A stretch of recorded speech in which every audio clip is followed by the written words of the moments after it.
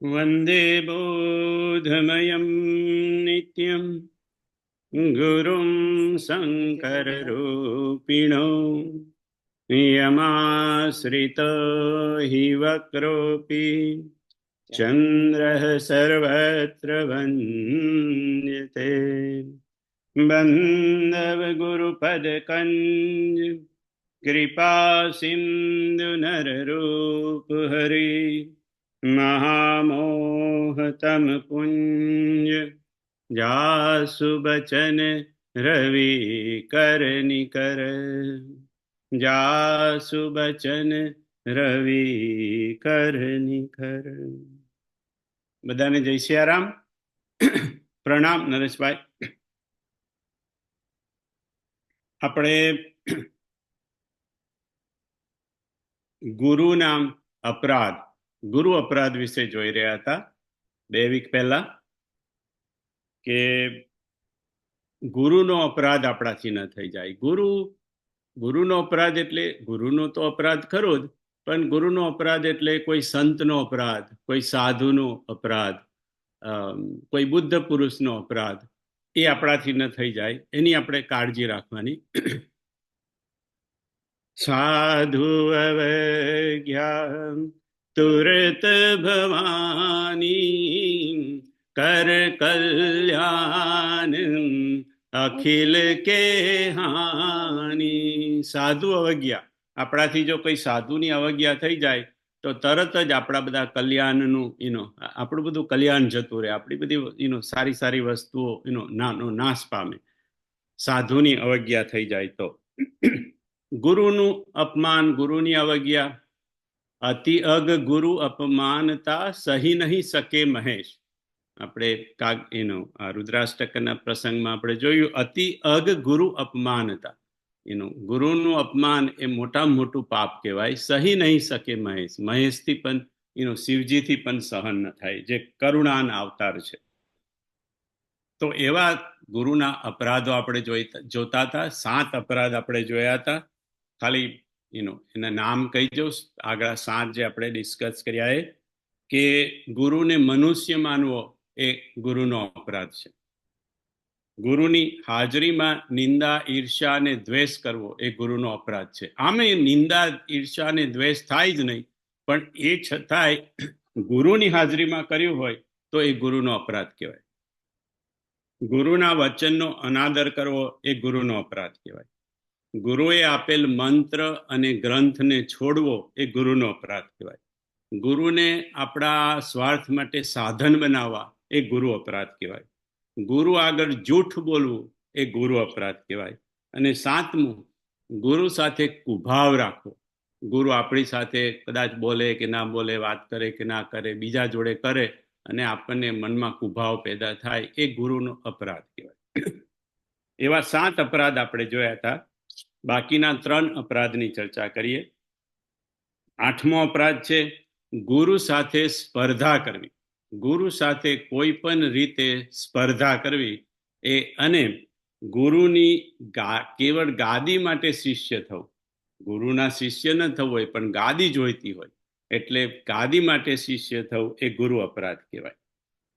બીજું, 9મું, ગુરુને સોના અને ચાંદીથી તોલવા એ ગુરુ અપરાધ કહેવાય.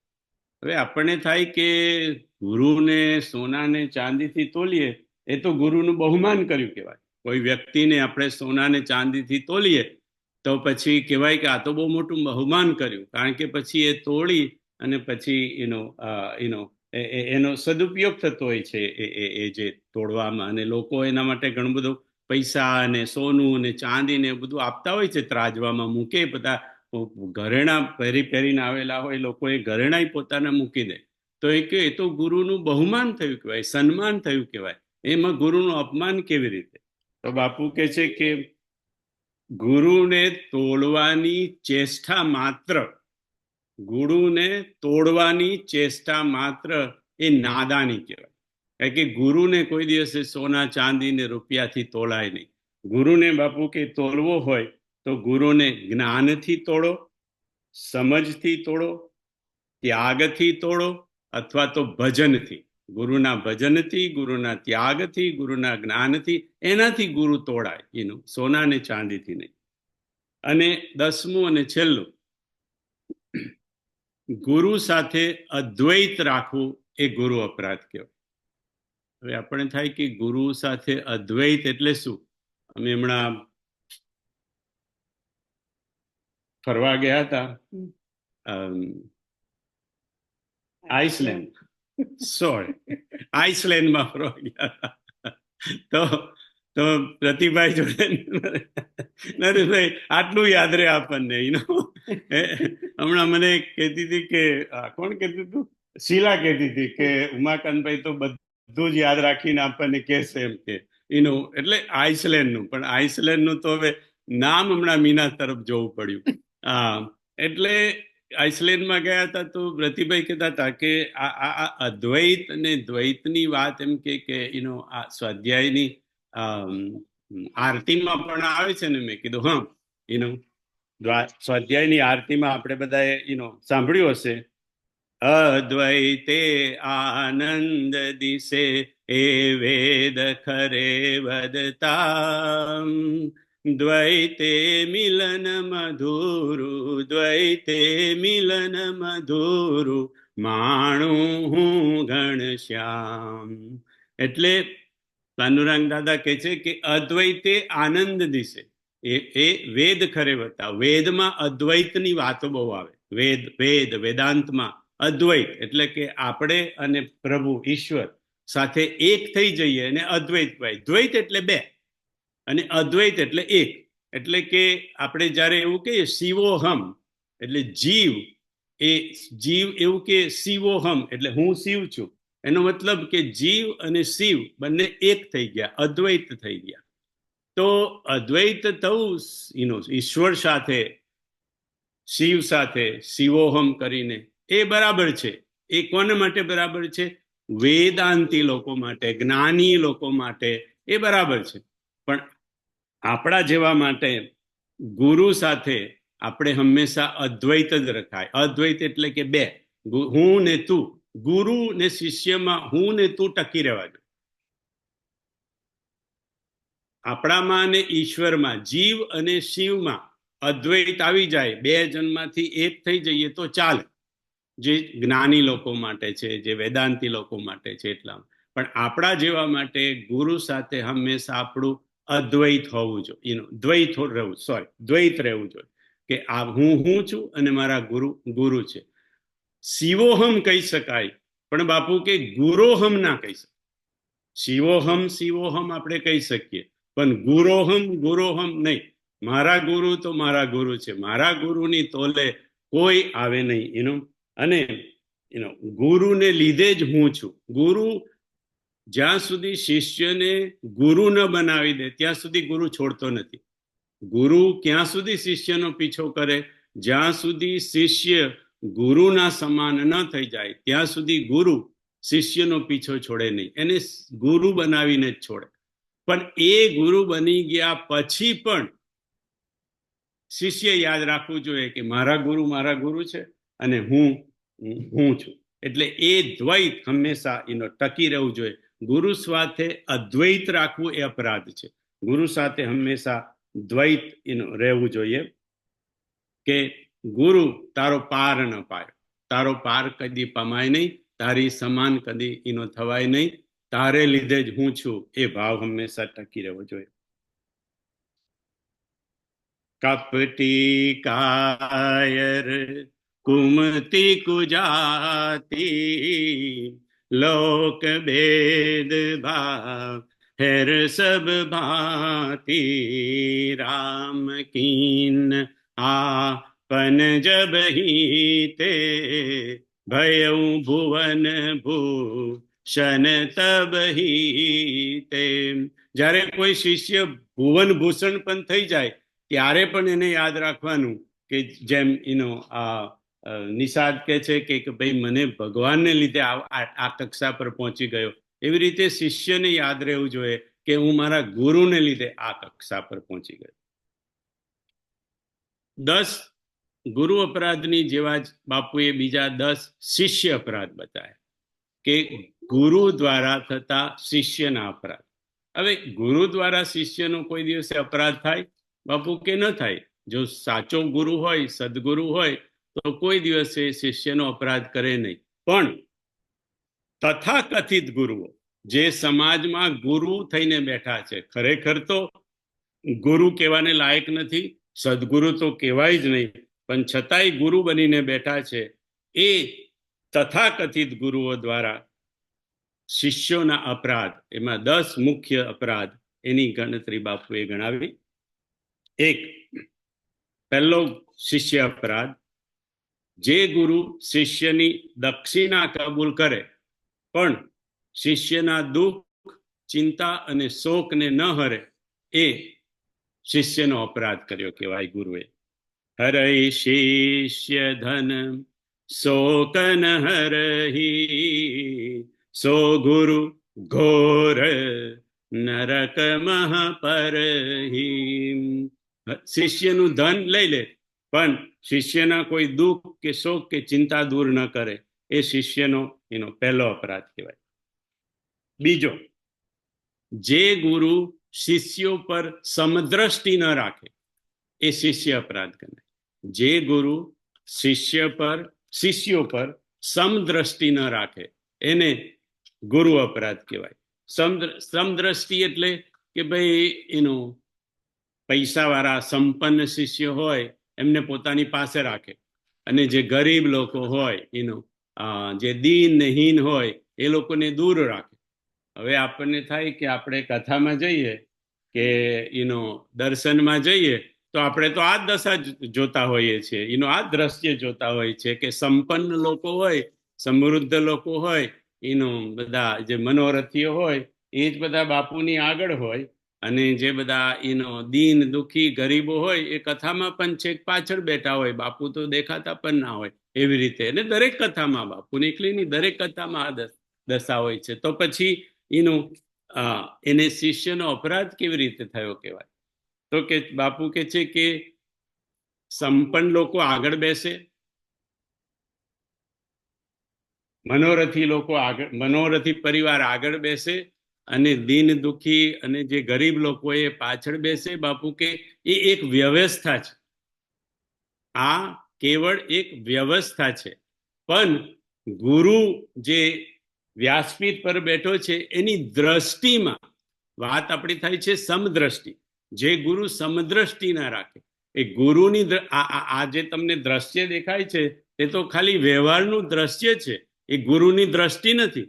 ગુરુની દ્રષ્ટિની અંદર જો આગળ બેઠેલા વધારે વાલા અને પાછળ બેઠેલા ઓછા વાલા, એવી જો સમદ્રષ્ટિ બદલાઈ જાય, એને ગુરુ અપરાધ કહેવાય. એટલે આજે આપણે જોઈએ છીએ તો ખાલી વ્યવસ્થા છે, પણ જે ગુરુ શિષ્યો સાથે સમદ્રષ્ટિ ન રાખે, ગરીબોને થોડાક નીચા ગણે અને સંપન્ન લોકોને વધારે ગણે, એવી દ્રષ્ટિમાં જો ફેર આવે તો એ શિષ્યનો અપરાધ કર્યો કહેવાય. ત્રીજું, શિષ્યનું અથવા શિષ્યના પરિવારનું જે ગુરુ શોષણ કરે, એ શિષ્ય અપરાધ કહેવાય. Let me repeat that. શિષ્યનું અથવા શિષ્યના પરિવારનું જે ગુરુ શોષણ કરે, એ ગુરુએ કરેલો શિષ્યનો અપરાધ છે.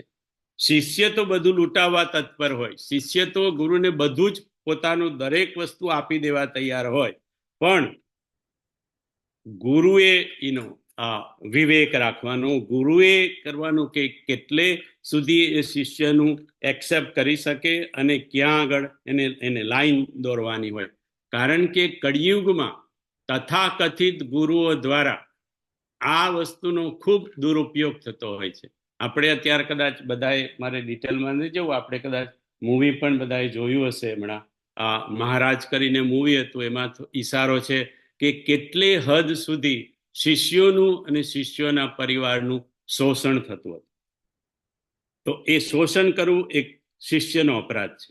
ચોથું, જે મંત્ર ગુરુએ સિદ્ધ ન કર્યો હોય, એ મંત્ર શિષ્યોને આપવો, એ શિષ્યનો અપરાધ કહેવાય.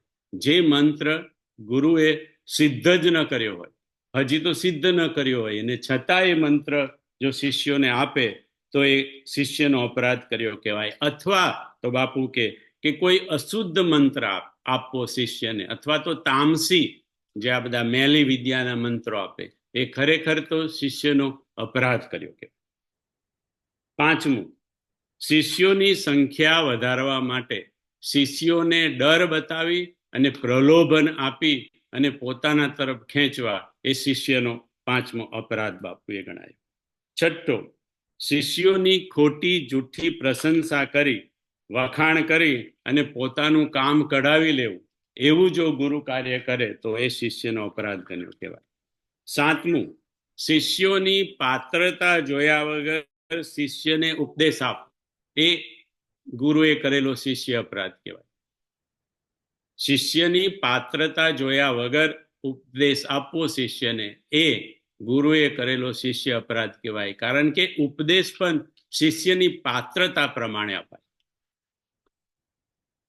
આઠમું, શિષ્ય પર કોપ કરવો, ક્રોધ કરવો, શિષ્યની ભૂલનો બદલો લેવો કે હું બદલો લઈશ, એ ક્રોધ કરવો અથવા તો બદલાની ભાવના રાખવી, એ શિષ્યનો અપરાધ કર્યો કહેવાય.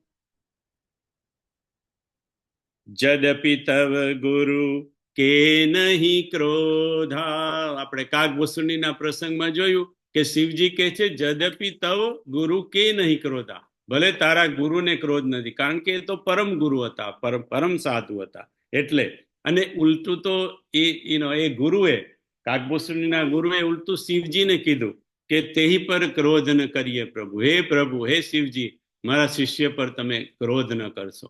એ તો કારણ કે આ તો પરમ સાધુ હતા. એટલે પણ જો કોઈ ગુરુ શિષ્ય પર ક્રોધ કરે અથવા તો બદલાની ભાવના રાખે તો એ શિષ્યનો કરેલો અપરાધ છે.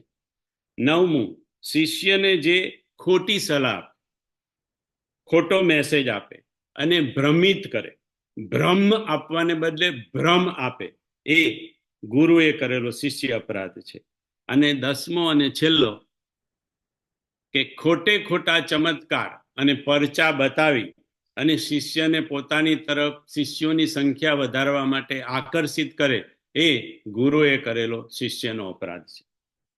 આ દસેય અપરાધ તથા કથિત ગુરુઓ દ્વારા થતા શિષ્યોના અપરાધ છે.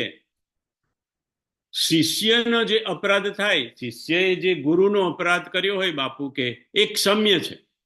શિષ્ય એટલે આપણાથી કોઈ આપણા ગુરુનો કે કોઈ બુદ્ધ પુરુષનો અપરાધ થઈ ગયો હોય બાપુ કે, તો એ અપરાધ ક્ષમ્ય છે, એને ક્ષમા આપી શકાય. કેમ? કારણ કે શિષ્ય તો શિષ્ય છે, હજી પાકો નથી થયો, હજી તો શીખે છે, હજી તો હમણાં ઊભો થાય છે. એટલે શિષ્ય તો બધું જાણતો નથી. એટલે શિષ્યથી કદાચ જો ગુરુનો કે બુદ્ધ પુરુષનો કે કોઈ સાધુનો અપરાધ થઈ જાય તો એને ક્ષમ્ય કહેવાય બાપુ કે, એને ક્ષમા આપી શકાય. પણ આ તથાકથિત ગુરુઓ દ્વારા, કારણ કે એ તો બધું જાણે છે પણ પોતાના સ્વાર્થ માટે એમને કરેલા આ બધા અપરાધો છે. એટલે તથાકથિત ગુરુઓ દ્વારા થયેલા શિષ્ય અપરાધનો દંડ એ લોકોએ ભોગવવો જ પડે, કારણ કે એમને એ જાણીને કરેલું છે. શિષ્યથી તો ઘણી વખત અજાણતા થઈ જાય છે. માનસ, રામચરિત માનસ અને રામાયણ એ આપણને બાપુ કે ઘણું બધું શીખવે છે. રામચરિત માનસના જુદા જુદા પાત્રો આપણને જુદી જુદી શિખામણ આપે. આપણે જે માનસનો પાઠ કરે છે બધા અને કથા સાંભળે છે બધા જાણે છે કે લક્ષ્મણજી બહુ બોલકણા છે. લક્ષ્મણજીથી બોલ્યા વગર રહેવાતું નથી. કોઈ પણ પ્રસંગમાં લક્ષ્મણજી તરત બોલી ઉઠે. પણ છતાંય લક્ષ્મણજી આપણને શીખવાડે બાપુ કે ક્યાં બોલવું અને ક્યાં ન બોલવું, એ પણ આપણે લક્ષ્મણજી પાસેથી શીખવાનું. જે બોલકના લક્ષ્મણજી છે એ જ બાપુ કે આપણને શીખવાડે છે કે ક્યાં બોલવું અને ક્યાં ન બોલવું. લક્ષ્મણજી બોલ્યા તો કેટલા બધા પ્રસંગમાં છે, પણ 4 પ્રસંગ બાપુ કે એવા છે રામચરિત માનસમાં જેમાં લક્ષ્મણજી એકદમ ચૂપ છે. એટલા બધા ચૂપ છે કે આપણને નવાઈ લાગે કે ખરેખર આ પ્રસંગમાં લક્ષ્મણજી ચૂપ છે. સૌથી પહેલો પ્રસંગ બાપુએ કીધો કે રામ લક્ષ્મણ અને રામ ને લક્ષ્મણ વનમાં જઈ રહ્યા છે અને સીતાજીને રાવણ લઈ ગયો છે, એટલે સીતાજીની શોધ કરવા માટે નીકળ્યા છે રામ લક્ષ્મણ. અને રામજી રડે છે, વૃક્ષોને, લતાને, પાંદડાઓને પૂછે છે, તમે મારી સીતાને જોઈ છે? અને આ દ્રશ્ય શિવજી અને સતીએ જોયું, અને સતીને થયું કે આ તો કઈ બ્રહ્મ કહેવાય, અને કઈ આ રામ તો કઈ પરમાત્મા કહેવાય, આ તો એનો પત્ની ખોવાઈ ગઈ છે ને રડે છે, કોઈ બે રાજકુમાર જેવા છે એમ કે. અને પછી શિવજીએ ઘણું સમજાયું, પણ સતી સમજતા નથી. એટલે પછી શિવજી કહે છે કે જાઓ સતી, તો તમે પરીક્ષા કરી આવો. એટલે સતી પરીક્ષા કરવા જાય છે. તો સતીજી પરીક્ષા કરવા જાય છે તો સીતાનો વેશ લઈને જાય છે, કે હું સીતાનો વેશ લઈને જઉં, અને જો રામજી મને જોશે ને, ઓ સીતા તમે ક્યાં હતા, હું ક્યારનો તમને ખોળું છું, એટલે એમ કે ખબર પડી જશે આ તો સામાન્ય માણસ છે. પણ જ્યારે સતી સીતાનો વેશ લઈને જાય છે તો એનો પહેલા તો લક્ષ્મણજીની દ્રષ્ટિ થાય છે, એમની પર પડે છે. કારણ લક્ષ્મણજીની દ્રષ્ટિ કેમ પડે છે બાપુ, કે રામજી આગળ ચાલે છે, લક્ષ્મણજી તો રામજીથી પાછળ ચાલે છે. તો ખરેખર તો પહેલી દ્રષ્ટિ રામની પડવી જોઈએ, કારણ કે રામ આગળ છે અને લક્ષ્મણજી પાછળ છે. પણ બાપુ કહે છે કે રામ મર્યાદા પુરુષોત્તમ છે, એટલે રામ હંમેશા નીચું જોઈને જ ચાલતા હોય છે, અને લક્ષ્મણજીને એનો રક્ષણનું જવાબદારી છે, રક્ષા કરવાની. એટલે લક્ષ્મણજી ચારે બાજુ જોતા જોતા જાય છે, એટલે પહેલી નજર લક્ષ્મણજીની પડી, અને લક્ષ્મણજી જોયું, ઓ આ તો એમ કે મારી માનો વેશ કરીને આવ્યા. હવે લક્ષ્મણજીને ખબર પડી ગઈ, આપણે જો એ જગ્યાએ હોય તો આપણે તરત જ બોલી જઈએ, કારણ કે આપણે આપણું જ્ઞાન બતાવવું હોય કે જો મને ખબર પડી ગઈ. પણ લક્ષ્મણજીને ખબર પડી ગઈ, પણ લક્ષ્મણજી આ પ્રસંગમાં ચૂપ છે. બાપુએ કીધું કે કેમ ચૂપ છે? તો કે લક્ષ્મણજીને ખબર છે કે મને જેટલું જ્ઞાન છે એના કરતા વધારે મારા રામજીને જ્ઞાન છે, રામજી સમદર્શી છે, એટલે એમ કે મારે મારા જ્ઞાનનું પ્રદર્શન કરવાની જરૂર નથી, એવું સમજીને લક્ષ્મણજી એ પ્રસંગમાં ચૂપ છે. બીજો પ્રસંગ બાપુએ કીધો કે પુષ્પવાટિકાનો. પુષ્પવાટિકાના પ્રસંગમાં સીતાજી ત્યાં વાટિકામાં આવે છે, અને રામજી કેટલું બધું બોલ્યા છે લક્ષ્મણજી આગળ.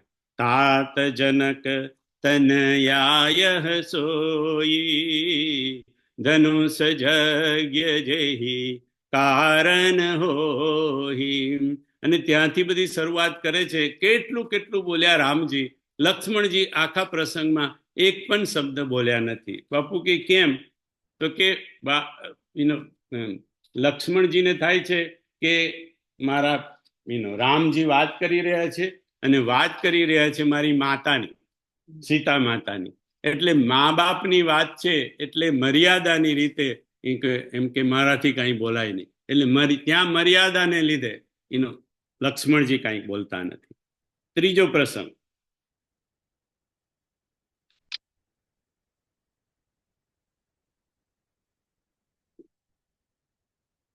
સીતાજીના હરણ પછી, સીતાનું હરણ કરી ગયો રાવણ, પછી રામની વિરહની સ્થિતિ, એટલે રામજી રડતા રડતા, હમણાં આપણે આગળ વાત થઈ કે ઝાડ નવાને અને પાંદડાને બધાને પૂછે છે, પશુને પક્ષીઓને, કે તમે મારી સીતાને જોઈ, તમે મારી સીતાને જોઈ. ત્યારે લક્ષ્મણજી એમને રામજીને ઢાઢસ આપવા માટે એક પણ શબ્દ બોલ્યા નથી. હવે આટલું બધું જો રામ કરતા હોય તો લક્ષ્મણજી એક બે શબ્દ તો કંઈક બોલી શક્યા હોત ને, પણ લક્ષ્મણજી એ આખા પ્રસંગમાં એક પણ શબ્દ બોલ્યા નથી. એ કેટલી શેને માટે? તો બાપુ કહે છે કે રામની અમાન્ય રાખવા માટે, રામની અમાન્ય માટે, એક વખતે મર્યાદા માટે, એક વખતે પોતાનું જ્ઞાન ન બતાવવા માટે, અને એક વખતે અમાન્ય માટે કશું બોલતા નથી. ચોથો પ્રસંગ, સુબેલ પર્વત. સુબેલ પર્વત પર રામજી સૂતા છે.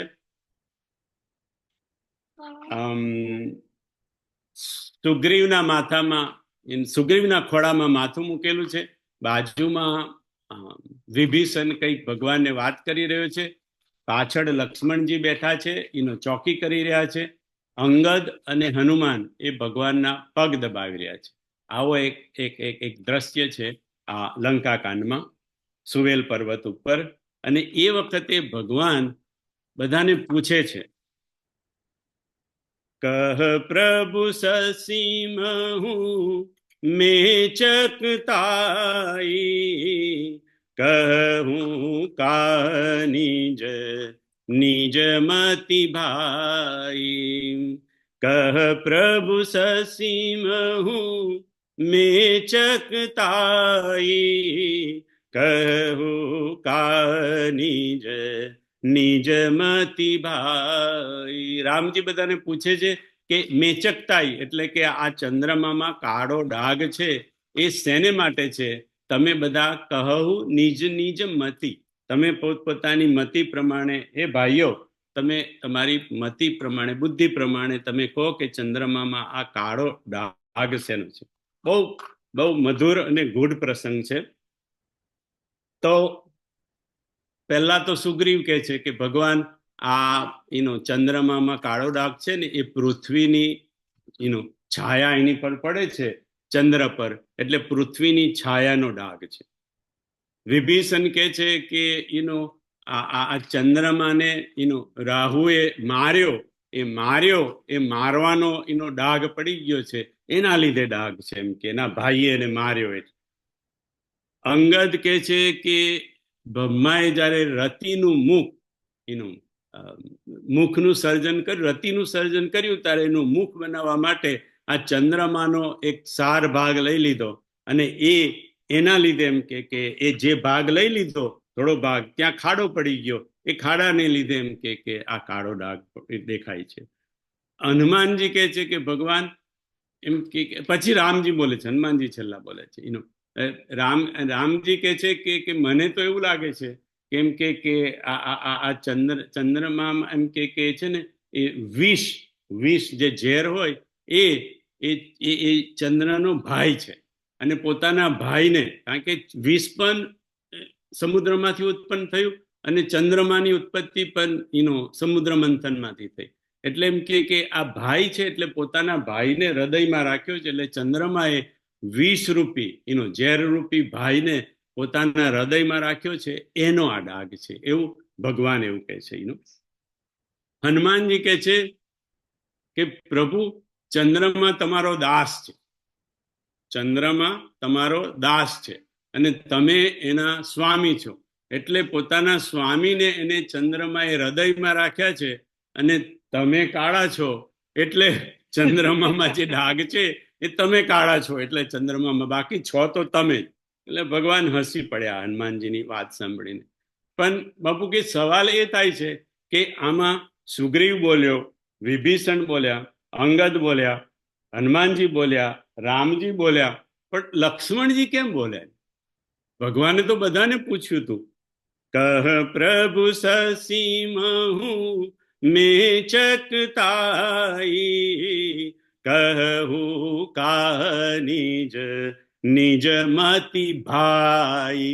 અરે ભાઈ શબ્દ વાપર્યો તો પહેલો લક્ષ્મણજીએ જવાબ આપવો જોઈએ, કારણ કે ભગવાને તો ભાઈ શબ્દ વાપર્યો છે. પણ બધાએ જવાબ આપ્યો નરેશભાઈ, પણ લક્ષ્મણજીએ કેમ જવાબ આપ્યો નહીં? પણ બાપુએ ખુલાસો કર્યો નહીં આ કથામાં કે લક્ષ્મણજીએ કેમ જવાબ આપ્યો નહીં. લક્ષ્મણજી ત્યાં મૌન છે, જે કારણ માટે કદાચ ક્યારેક કહેશે તો આપણે એની ફરી ચર્ચા કરીશું. પણ જે લક્ષ્મણજી બોલકના છે એ જ આપણને બતાવે છે કે ક્યાં બોલવું અને ક્યાં ન બોલવું. કારણ કે વાણી પર છે બધો આધાર માનવી, આપણી વાણી પર જ આપણો આધાર છે. આપણે ક્યાં બોલીએ છીએ, કેવું બોલીએ છીએ, શું બોલીએ છીએ, એની અંદર આપણો પરિચય થઈ જાય. આપણે કોઈ જગ્યાએ ગયા હોય અને કોઈ અથવા તો કોઈ આપણને મળવા આવ્યું હોય અને એ મૌન હોય, કંઈ બોલે નહીં, તો આપણને એના વિશે બહુ ખ્યાલ નથી આવતો. પણ જેવું બાપુ કે મોઢું ખોલે ને એટલે આપણને ખબર પડી જાય કે હા ક્યાં આગળ છે આ વ્યક્તિ. એટલે એમ કે વાણી પર બધો આધાર માનવીનો છે. વાણી એનો જન્મ મનમાંથી થાય છે. વાણીનો જન્મ આપણા મનમાંથી થાય છે. હવે આ તો હું થોડુંક સિમ્પ્લિફાઈડ કરીને કહું છું, કારણ કે વાણીનો જન્મનું તો બધું પ્રકરણ બહુ લાંબુ છે, કારણ કે એનું વાણી કેટલા પ્રકારની વાણી છે, કઈ વાણી ક્યાંથી બોલાય, કોઈ કંઠમાંથી બોલાય, કોઈ નાભીમાંથી બોલાય, એવું બધું બહુ છે. પણ આ બધું આપણા માટે, આપણે જે વાણી બોલીએ છીએ સહજ વાણી જેને કહેવાય. એટલે સહજ એટલે પેલી ઊંચા શબ્દમાં સહજ નહીં, આપણે જેમ બોલી નાખીએ છીએ, જેને આપણે કહીએ કે આપણે બોલી નાખ્યું, એ જે આપણી સાધારણ રીતે જે આપણાથી બોલાઈ જાય છે એ મનમાંથી નીકળે. એટલે ઘણી વાર શું થાય કે આપણને કોઈ કઈ વાત કીધી હોય કે તમે આ વાત કોઈને કહેશો નહીં, પણ પછી છે ને અચાનક એમ કે આપણા મનમાંથી બોલાઈ જાય, નીકળી જાય, કારણ કે મનમાં એ જ રમતું હોય. એટલે પેલું આમ તો છુપાવવાનું હોય, પણ આપણાથી તરત એમ કે બોલાઈ જાય. આપણે જે સહજ રીતે આપણે જે વાતો કરતા હોય છે, જે આપણું રોજની ક્રિયામાં જે આપણે કરતા હોય છે, એ વાણીની વાત કરું છું. એ વાણી બધી મનમાંથી નીકળે. અને રામચરિતમાનસમાં તો લખ્યું પણ એનો છે, હૃદય સુમીરી સા હૃદા સુહાઈ, માનસ તે મુખ પંકજ આઈ. ભરતજી માટે કહેવાય છે, હૃદય સુમીરી શારદા સુહાઈ, માનસ તે મુખ પંકજ આઈ. માનસનો અર્થ થાય બાપુ કે હૃદય. અને હૃદયમાં શું છે? હૃદયમાં 4 વસ્તુ છે, આપણે બધા જાણીએ કે મન છે, બુદ્ધિ છે, ચિત્ત છે અને અહંકાર છે. હવે રામચરિત માનસમાં તો ખાલી વાણીનું ઉદ્ગમ સ્થાન માનસ જ બતાવ્યું છે. હા બેટા, માનસ જ બતાવ્યું. માનસ એટલે હૃદય, પણ હૃદયમાં તો મન છે ને બુદ્ધિ છે ને ચિત્ત છે ને અહંકાર પણ છે.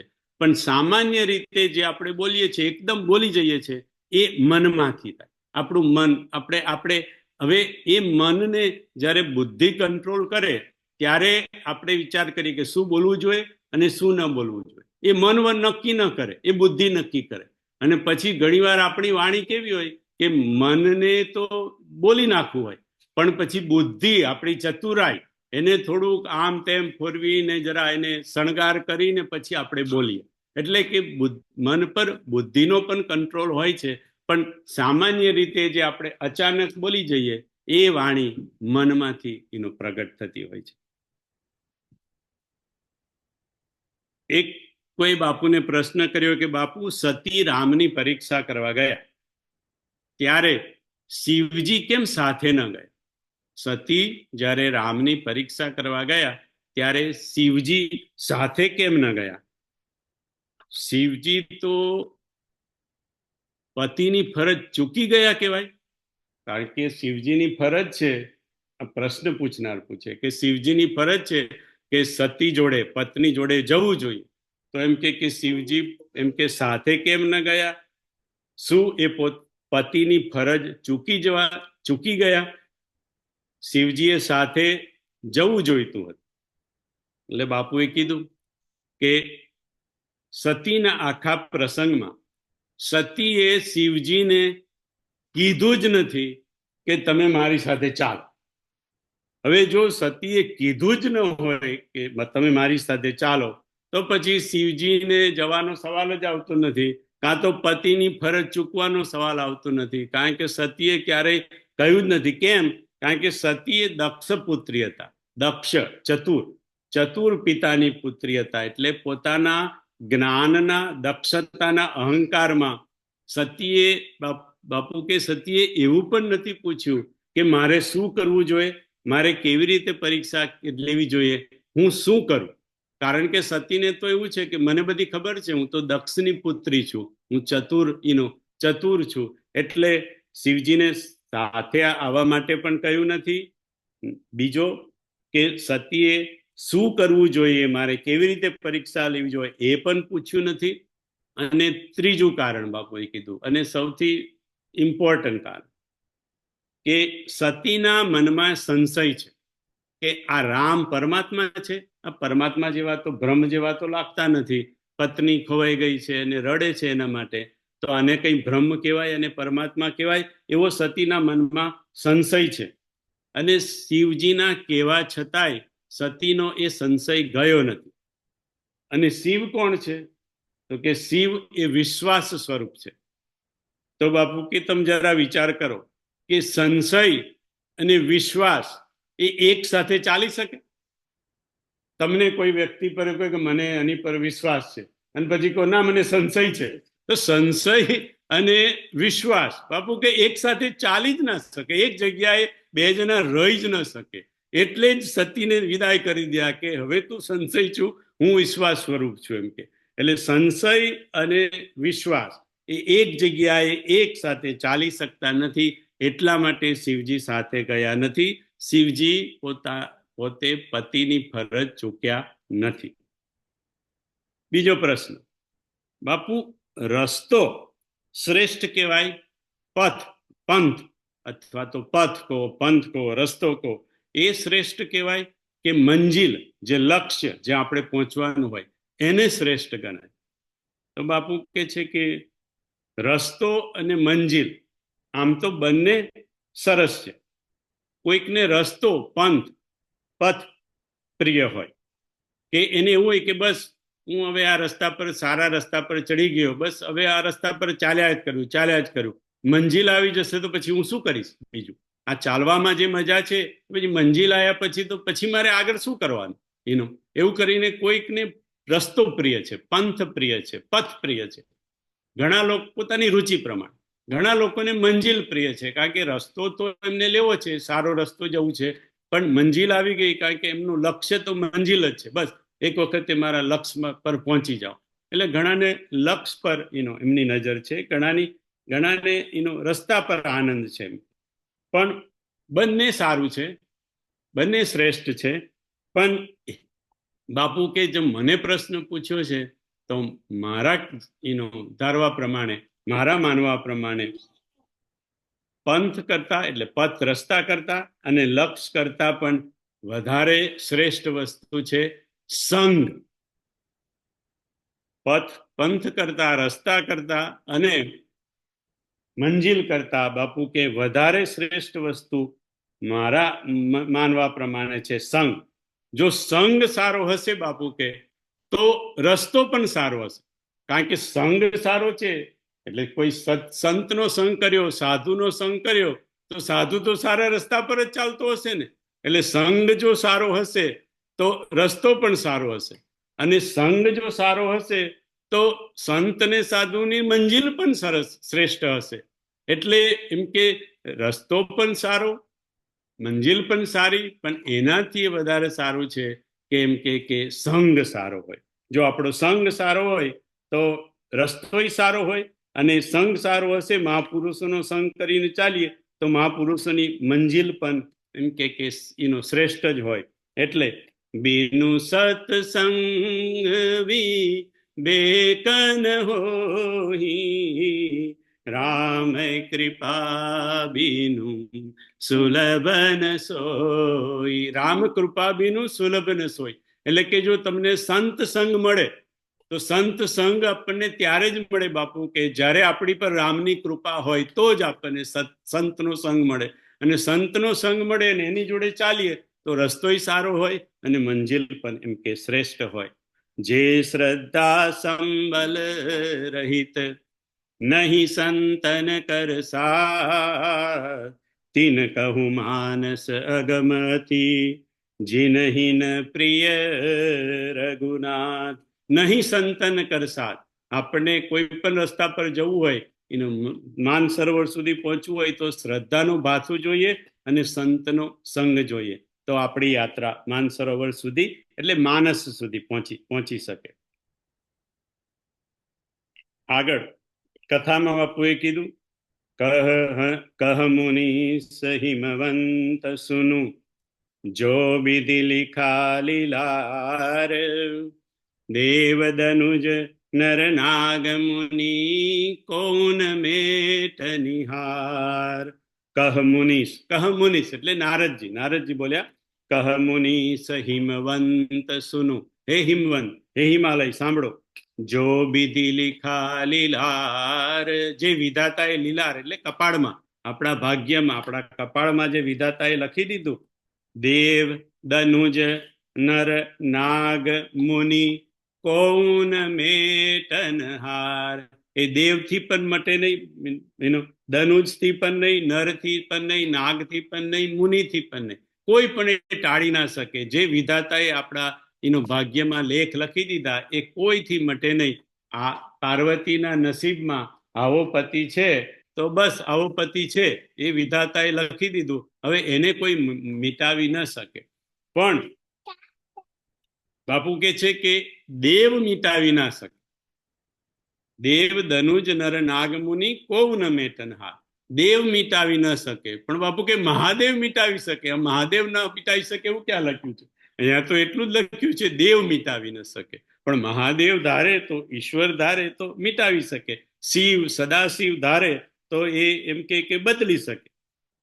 રામ ધારે તો બદલી શકે, કૃષ્ણ ધારે તો બદલી શકે, અને રામ ને કૃષ્ણ ને શિવ તો બદલી જ શકે બાપુ કે વિધાતાના લીખેલા અંગ.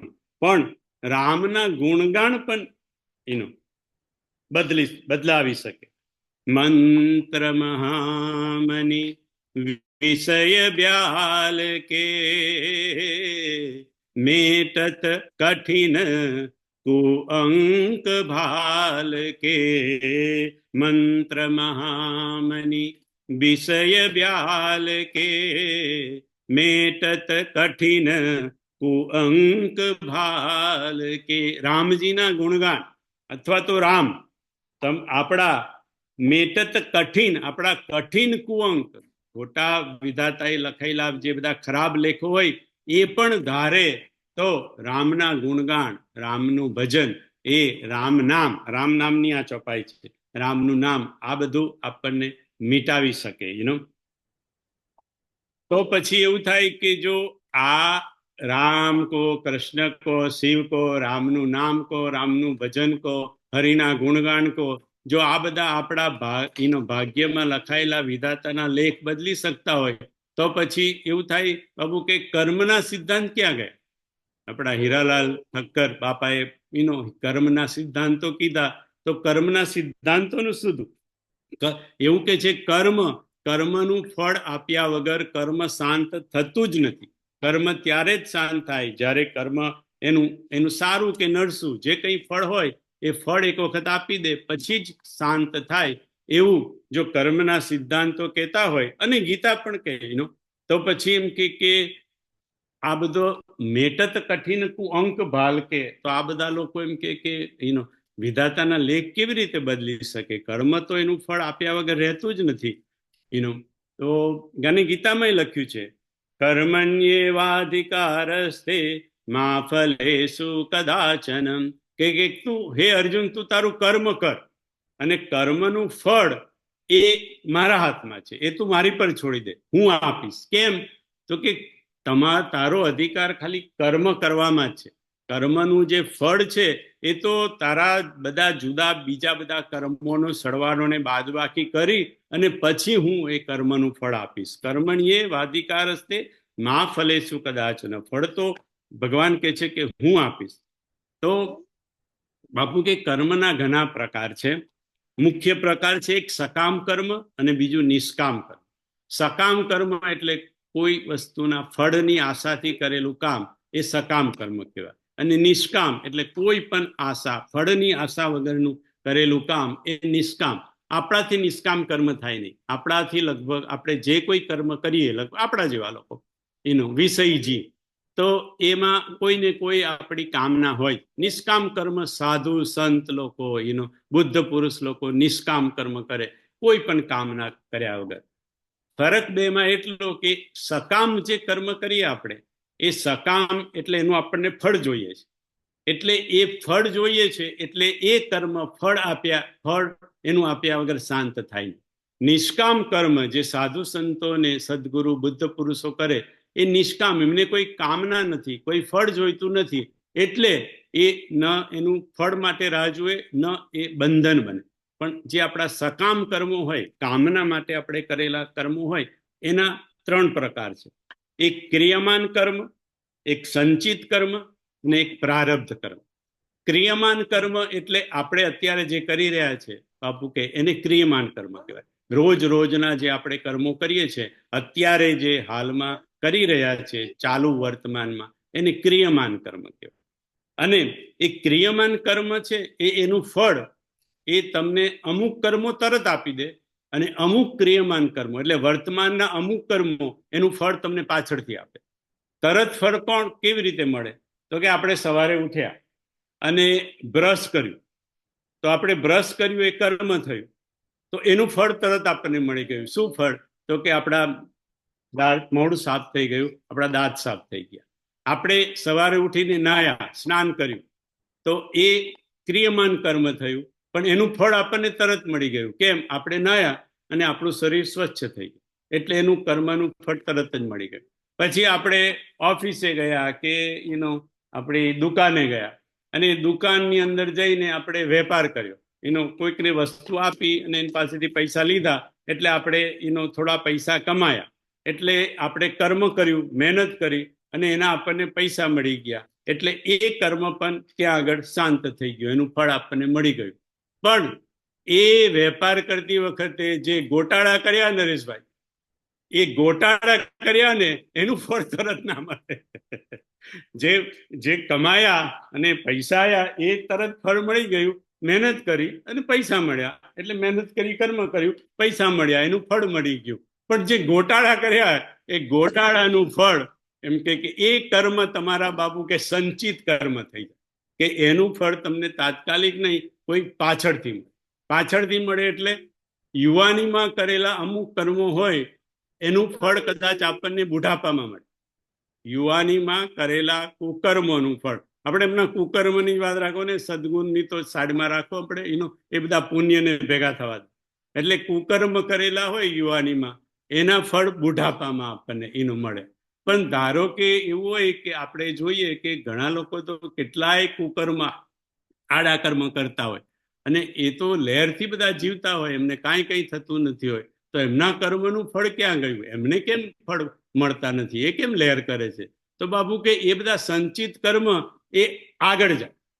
જે ક્રિયમાન કર્મના જે કર્મનું ફળ આપણને ના મળ્યું હોય, એ બધા કર્મો સંચિત કર્મો, એનો ઢગલો થાય, અને એ સંચિત કર્મોનું ફળ આપણને ક્યારેક મોટી ઉંમરે મળે, અને જો મોટી ઉંમરમાં પણ ન મળ્યું હોય તો પછી એ આગલા જન્મમાં, અને જ્યારે આગલા જન્મમાં જાય ત્યારે એને પ્રારબ્ધ કર્મ કહેવાય. એટલે 3 જાતના કર્મ. એક ક્રિયમાન કર્મ જે આપણે કરી રહ્યા છીએ તે, એમાંથી જેનું ફળ આપણને નથી મળ્યું એ સંચિત કર્મમાં જાય, અને એ સંચિત કર્મનું ફળ પણ જે આ જન્મમાં નથી મળ્યું આપણને, એ સંચિત કર્મો આપણા પ્રારબ્ધ બની અને બીજા જન્મની અંદર જાય, એને આપણે પ્રારબ્ધ કર્મ કહેવાય. અને આ તમે કહેશો કે આ બધું પ્રારબ્ધ કર્મ ને આ બધું, પણ જેટલું બાપુએ કીધું છે એવું તમને કહું કે ક્રિયમાન કર્મ, સંચિત કર્મ અને પ્રારબ્ધ કર્મ, આ બધાની ઉપરની જે સત્તા છે, કે આ બધું જે યાદ રાખીને, આ જે બધું નિયંત્રણ કરીને અને એનો જે વહીવટ કરે, એનું નામ છે નિયતિ. નિયતિ એટલે ક્રિયમાન કર્મ, સંચિત કર્મ, પ્રારબ્ધ કર્મ, એ બધાનો સરવાળો બાદબાકી ભેગી કરીને એની ઉપરની જે નિયંત્રિત કરતી સત્તા છે એનું નામ નિયતિ. અને બાપુ કે નિયતિને બદલાય નહીં, કારણ કે એ એક તો આપણી જ ઊભી કરેલી છે અને એને નિયતિ એટલે કે જે ઉપરની સત્તા છે એને એને એને એને એને એને એને એ પ્રસ્થાપિત કરી દીધી છે કે હા, આના માટે આ જ રીતનું થવું જોઈએ, એને નિયતિ કહેવાય. એ પછી જે નિયતિ હોય, એ નિયતિમાં જે લખાઈ ગયું બાપુ કે એ આપણે ભોગવવું જ પડે. એ સુખ હોય તો સુખય ભોગવવું પડે, અને દુઃખ હોય તો દુઃખ પણ ભોગવવું પડે. તો પ્રશ્ન એ થાય કે પરમાત્મા નિયતિને બદલી શકે કે ન બદલી શકે? પરમાત્મા નિયતિને, આપણે આ નિયતિની ચર્ચા કરી, આ બધા કર્મોની ચર્ચા કરીને નિયતિ એની ઉપર આ બધું નક્કી કરે, નિયંત્રિત કરે, તો પરમાત્મા નિયતિને બદલી શકે? પરમાત્મા તો આખરી સત્તા છે, તો પરમાત્મા નિયતિને બદલી શકે પણ બદલે નહીં. પરમાત્મા નિયતિને બદલી શકે પણ બદલે નહીં. કેમ? તો કે કોઈ રાષ્ટ્રપતિ હોય બાપુ, તો રાષ્ટ્રપતિ કોઈને પણ માફી આપવી હોય તો માફી આપી શકે, કોઈને મૃત્યુદંડમાંથી બચાવવું હોય તો પણ રાષ્ટ્રપતિનો હુકમ થાય તો એને મૃત્યુદંડ પણ એનો માફ કરવો પડે. એનો જે બધા પાપ કરેલા હોય, એને જે બધા અપરાધ કરેલા હોય એનું જે એ બધી સજા કશું કઈ ગણાય નહીં. રાષ્ટ્રપતિ બોલ્યા એટલે તરત જ બધું એ થઈ જાય. છતાંય રાષ્ટ્રપતિ બંધારણમાં માથું મારે નહીં. કોઈ વસ્તુમાં જે કાયદા જે પ્રમાણે કરતા હોય, ન્યાયાલય જે પ્રમાણે કરતી હોય, રાષ્ટ્રપતિ બેઠા બેઠો જોયા જ કરે બધું. કોઈને કઈ કે નહીં, કોઈ દખલમારી નહીં. કરી શકે ખરા, એમનામાં તાકાત છે, પણ એમ કે કારણ કે બંધારણ પણ રાષ્ટ્રપતિએ જ એપ્રુવ કરેલું છે. બંધારણના ઇન્ચાર્જ પણ રાષ્ટ્રપતિ છે. કે મેં જ બાંધેલું છે બંધારણ, ને હું પાછો દખલ કરીને એમાં કેવી રીતે હું એ કરી શકું? એવી જ રીતે પરમાત્મા આખરી સત્તા છે, પણ નિયતિ પણ પરમાત્માની જ નક્કી કરેલી છે. તો કે છે કે મેં જ નક્કી કરેલી વસ્તુમાં હું કેવી રીતે? બાપુ કે હું વ્યાસપીઠ પર બેસું અને વ્યાસપીઠ પર બેસીને મારે પીવું હોય તો ચા પી શકું. મને કોણ રોકે? કોઈ રોકવા વાળું છે? કોઈ પણ વ્યાસ બેઠા હોય અને ચા પીવી હોય કે પાણી પીવું હોય, દૂધ પીવું હોય તો પી શકે. પણ એમ કે પીતા નથી. કેમ? કારણ કે વ્યાસના બંધારણ પણ એમને જ બાંધેલા છે, વ્યાસજીઓએ જ બાંધેલા છે, જેને વ્યાસપીઠના બંધારણ. એટલે પોતે જ બાંધેલા બંધારણ છે, એટલે પોતે તોડતા નથી. મહાભારતનું યુદ્ધ થયું અને કૌરવોનું મૃત્યુ થયું. બધા 100 કૌરવોનું મૃત્યુ થયું. પછી ભગવાન ગાંધારીને મળવા માટે જાય છે અને ગાંધારી ભગવાનને કહે છે કે કૃષ્ણ, તમે તો પરમાત્મા છો, તમે ધારત તો આ યુદ્ધ અટકાવી ન શક્યા હોત. તો કે માં, મેં બહુ પ્રયત્ન કર્યા યુદ્ધ અટકાવવાના. 5 ગામ જમીન જો આપી દેતો હોય દુર્યોધન, તો એમ કે અમે એ લેવા માટે પણ તૈયાર હતા. માં, મેં બહુ પ્રયત્ન કર્યા. તો કે નહીં, એ તો એમ કે તમે કૃષ્ણ એમ કે એ કરીને ગયા. એમ કે તમે પરમાત્મા તરીકે તમે એમ કે રોકી ન શક્યા હોત આ યુદ્ધને. એમ કે મારા 100 પુત્રોને બચાવી ન શક્યા હોત. એમ કે તો કે માં, તું પરમાત્માની રીતે વાત કરતી હોય તો હું એટલું કહું કે એ નિયતિ હતી. તો કે છે કે તમે નિયતિને ન બદલી શકો. એમ કે નિયતિને તમે ન ચેન્જ કરી શકો. તો કે નહીં માં, કે નિયતિ એમ કે આ પરમાત્માથી નક્કી થયેલી હોય, પણ એ નક્કી પણ પરમાત્માએ કરી હોય, પછી પરમાત્મા એમાં માથું મારતો નથી. એમ કે એટલે એમ કે ગાંધારીને છતાંય સંતોષ નથી થતો. ને આપણે બધા જાણીએ છીએ કે ગાંધારીએ ભગવાનને શ્રાપ આપ્યો કે જા, જે રીતે મારા આખા કુળનું મૃત્યુ થયું છે, એવી રીતે તમારું કુળ પણ અંદરો અંદર લડી અને મરી જશે. એટલે કહેવાનો મતલબ કે ઈશ્વર પરમાત્મા નિયતિને બદલી શકે એ તાકાત છે, પણ છતાં ઈશ્વર નિયતિને બદલતો નથી. નિયતિને એટલે આપણા પ્રારબ્ધને, આપણા કુઅંકને ભાલ પર લખાયેલા એને 3 વસ્તુ શાસ્ત્રો એને સંતોએ કહી છે કે 3 વસ્તુ બદલી શકે. પણ હવે એની ચર્ચા આપણે નિયતિને બદલવાની ચર્ચા આવતા ગુરુવારે કરીશું. બધાને જય સિયારામ, પ્રણામ.